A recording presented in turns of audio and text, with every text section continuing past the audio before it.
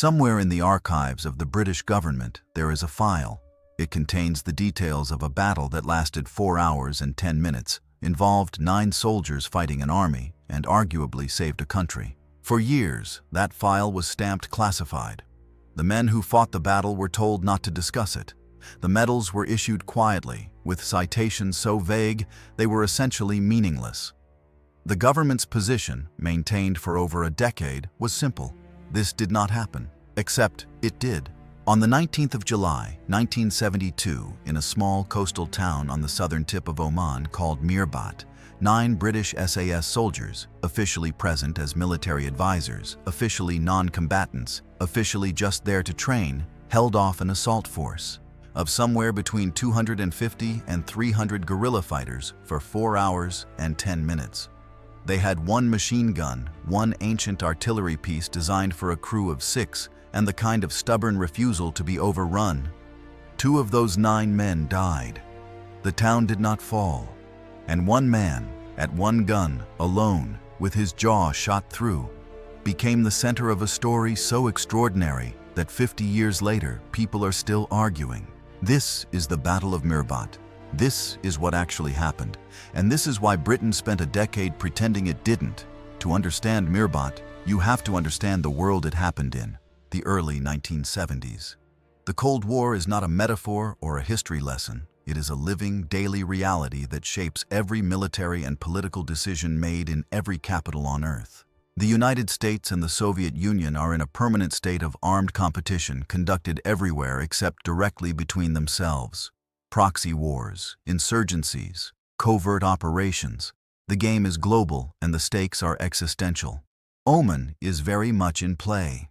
The Sultanate of Oman sits at the mouth of the Persian Gulf, and through the narrow strait it controls, the Strait of Hormuz, passes roughly a third of the world's oil supply. If you wanted to design a country whose stability mattered enormously to Western interests, you would design something that looks exactly like Oman in 1970. It is not a large country, it is not a powerful country, but its geography makes it one of the most strategically critical pieces.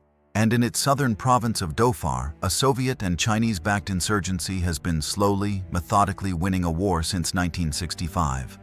They call themselves the PFLOH, the People's Front for the Liberation of the Occupied Arabian Gulf. They are armed with Kalashnikovs and rocket launchers and the ideological certainty of people who believe history is moving in their direction. By 1970, they control the Jebel Dhofar, and from that high ground, they are strangling the coastal towns below. Britain is watching this with the particular anxiety of a country that understands exactly what losing Oman would mean and exactly why it cannot be seen to do anything about it. The Cold War has rules. You do not openly send combat troops into another country's civil war. The diplomatic consequences are unmanageable. The propaganda value to your enemies is enormous. So Britain, as it has done for most of its modern history when confronted with this particular dilemma, finds a third option. It sends advisors. The British Army training teams, universally known as BAT teams, arrive in Oman officially to train Sultan Qaboos's forces. On paper, they are instructors. Every single one of them is from 22 SAS. Every single one of them knows that the line between advising and fighting is thinner than the paperwork suggests. In the summer of 1972, it becomes necessary. The BAT team stationed in Mirbat consists of 9 men. Their commander is Captain Mike Keeley.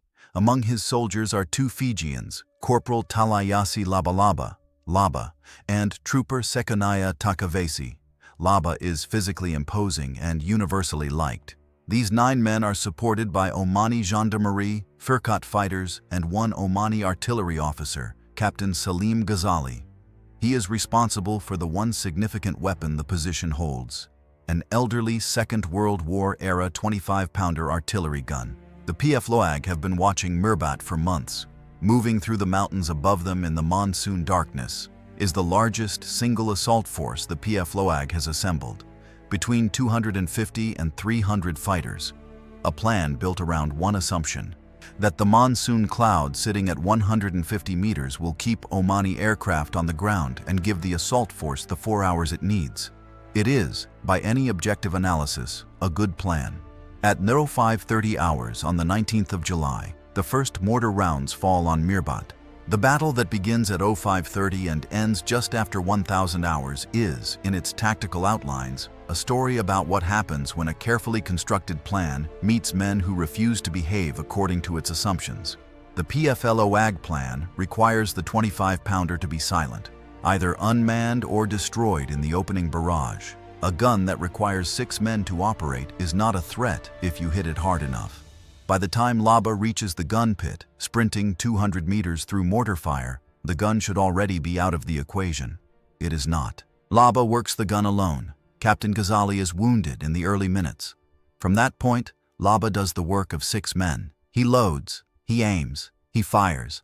At ranges so close, the muzzle blast is a physical event, directly into the assault waves coming down from the Jebel. Talaiasi, meanwhile, has sprinted across the open ground to reinforce the gendarmerie fort on his own initiative. He is hit, a round through the shoulder.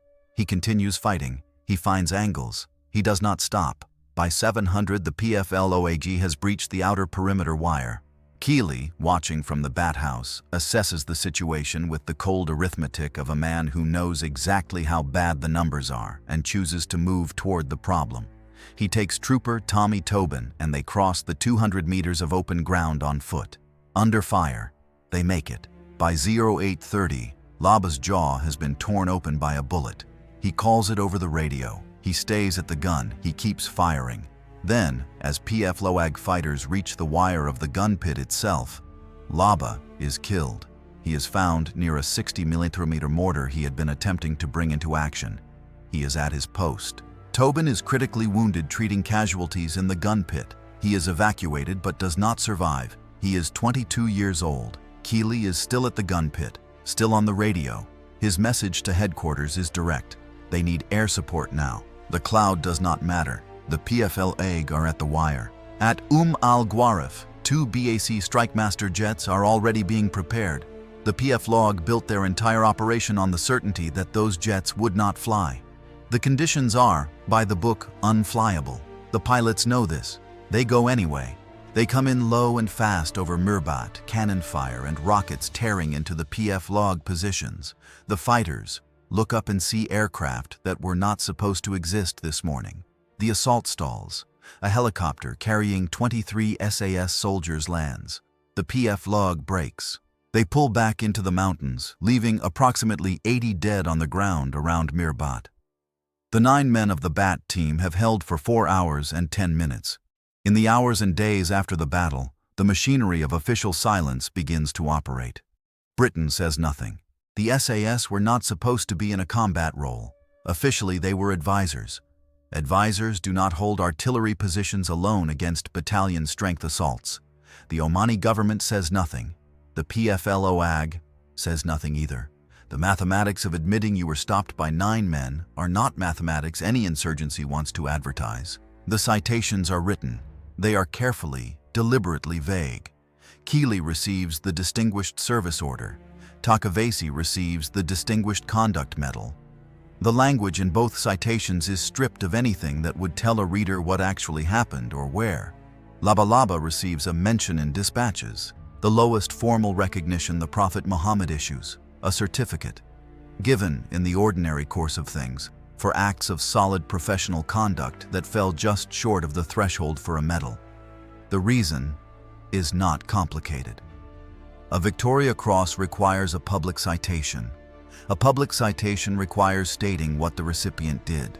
Stating what Labalaba did would require acknowledging that British SAS soldiers were engaged in direct combat in Oman, which would unravel the entire fiction.